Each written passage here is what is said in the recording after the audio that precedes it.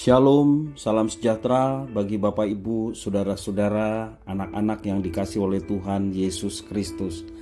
Berjumpa kembali bersama saya Pendeta Eka di dalam renungan firman Tuhan pada hari ini, hari Selasa 5 April 2022. Sukacita dan damai sejahtera dari Tuhan kita Yesus Kristus kiranya menyertai kehidupan kita sekalian yang pastinya mendatangkan kebahagiaan. Puji nama Tuhan.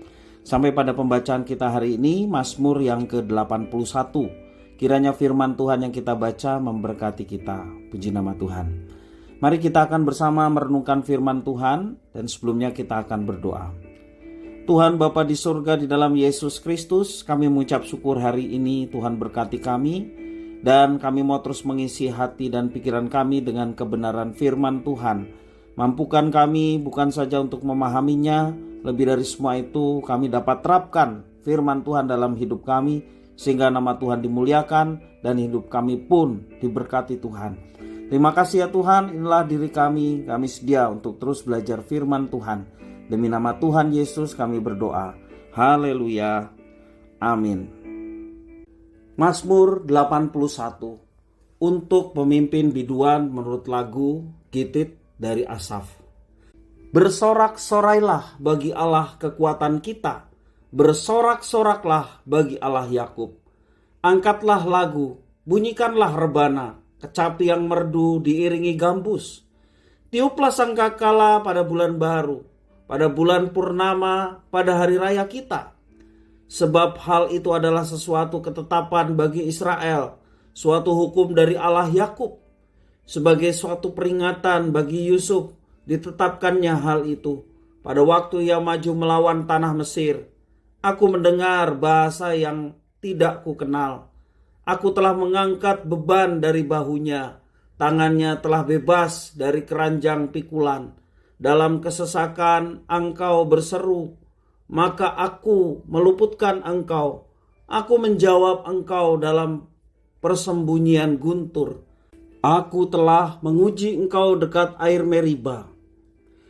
Dengarlah hai umatku, aku hendak memberi peringatan kepadamu, hai Israel, jika engkau mau mendengarkan aku. Janganlah ada di antara Allah lain, dan janganlah engkau menyembah kepada Allah asing. Akulah Tuhan Allahmu, yang menuntut engkau keluar dari tanah Mesir. Bukalah mulutmu lebar-lebar, maka aku akan membuatnya penuh. Tetapi umatku tidak mendengarkan suaraku, dan Israel tidak suka kepadaku. Sebab itu aku membiarkan dia dalam kedegilan hatinya. Biarlah mereka berjalan mengikuti rencananya sendiri. Sekiranya umatku mendengarkan aku, sekiranya Israel hidup menurut jalan yang kutunjukkan. Seketika itu juga musuh mereka aku tundukkan, dan terhadap para lawan mereka aku balikan tanganku. Orang-orang yang membenci Tuhan akan tunduk menjilat kepadanya, dan itulah nasib mereka untuk selama-lamanya. Tetapi umatku akan kuberi makan gandum yang terbaik, dan dengan madu dari gunung batu aku akan mengenyangkannya. Bapak Ibu saudara-saudara yang dikasihi oleh Tuhan Yesus Kristus, di dalam sebuah acara perkawinan lazimnya dirayakan dengan penuh sukacita. Banyak pesta mewah digelar untuk merayakan sebuah perkawinan. Apa yang dirayakan? Yang dirayakan tentunya berpusat pada dua insan yang dipersatukan. Dan bersatunya dua insan dalam sebuah relasi intim yang diikat dalam sebuah perjanjian pernikahan. Mazmur ini diawali dengan nyanyian sukacita yang berisi ajakan untuk bersorak-sorai, bernyanyi bagi Tuhan Allah Israel. Alat-alat musik seperti ada rebana, kecapi, gambus, dan sangkakala. Alat-alat musik itu menunjukkan betapa besarnya sukacita. Sebuah gambaran betapa sukacita dan gembira. Bapak Ibu saudara-saudara, kalau kita perhatikan nyanyian yang disampaikan dalam pemazmur ini dalam sebuah hari raya, itu menunjukkan sukacita yang begitu besar. perayaan akan ikatan perjanjian, dalam tanda petik pernikahan antara umat Allah dan Allah yang telah memilih mereka menjadi umatnya. Ikatan perjanjian antara Tuhan Allah dan umat yang dipilihnya, yakni bangsa Israel. Allah berjanji untuk melepaskan umatnya dari segala kesesakan, melindungi umat dari musuh dan orang-orang yang melawan mereka, serta Allah berjanji akan mengenyangkan mereka dengan gandum dan madu. Namun sebagai respon terhadap janji berkat yang diberikan Tuhan kepada umatnya, perjanjian itu konsekuensinya adalah Allah menuntut umatnya untuk mendengarkan dan memperhatikan perintahnya, yakni setia untuk tidak menyembah Allah lain dan hidup menurut jalannya. Jadi Bapak Ibu Saudara, ada perjanjian, dan perjanjian dari Tuhan, Tuhan senantiasa memberkati, itu isi janjinya. Namun konsekuensi dari Tuhan memberkati mereka, yakni mereka sebagai umat yang telah dipilih harus pasang telinga ketika mendengarkan firman Tuhan, memperhatikannya dengan baik dan dengan setia melaksanakan hidup untuk menyembah Tuhan dalam ketaatan, tidak menyembah Allah lain dan tidak terpengaruh dengan bangsa-bangsa lain yang menyembah Allah yang bukan Tuhan dan hidup menurut jalan yang dipegang oleh bangsa-bangsa lain. Bapak Ibu Saudara-saudara yang dikasih oleh Tuhan, cara hidup yang dibangun Tuhan dengan umat yang dipilihnya selalu bercorak perjanjian. Mulai dari perjanjian Allah secara personal dengan Nuh, juga pernah dinyatakan dengan Abraham, dengan Daud, dan keturunannya Salomo, hingga perjanjian yang sifatnya komunal dengan Israel sebagai bangsa yang telah dipilih oleh Tuhan. Inilah cara hidup orang percaya, yaitu hidup dalam perjanjian dengan Tuhan Allah. Itu sebabnya Alkitab terdiri dari dua bagian, yaitu perjanjian lama dan juga perjanjian baru, bukan janji lama atau janji baru.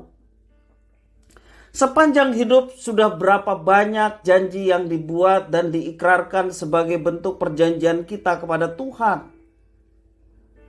Seorang yang bertobat berjanji akan setia kepada Tuhan, berbakti kepada Tuhan.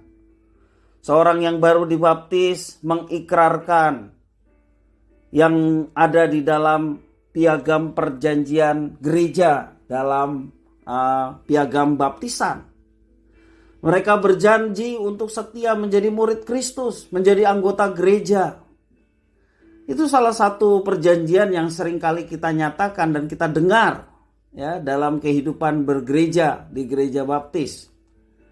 Nah, sepanjang hidup sudah berapa banyak janji yang kita buat atau ikrarkan sebagai bentuk perjanjian kita dengan Tuhan.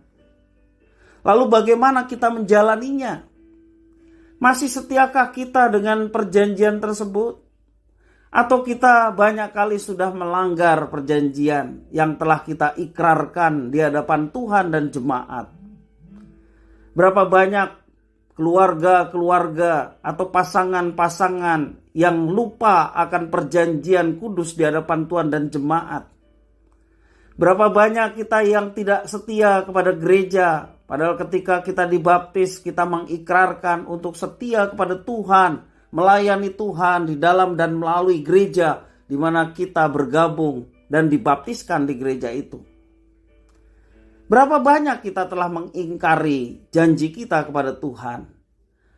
Ingatlah Bapak Ibu Saudara, bahwa janji-janji yang kita ucapkan merupakan bagian dari ikatan perjanjian kita dengan Tuhan Allah yang telah memilih dan menebus kita. Ikatan ini akan membawa kita masuk dalam relasi yang lebih intim dengan Tuhan.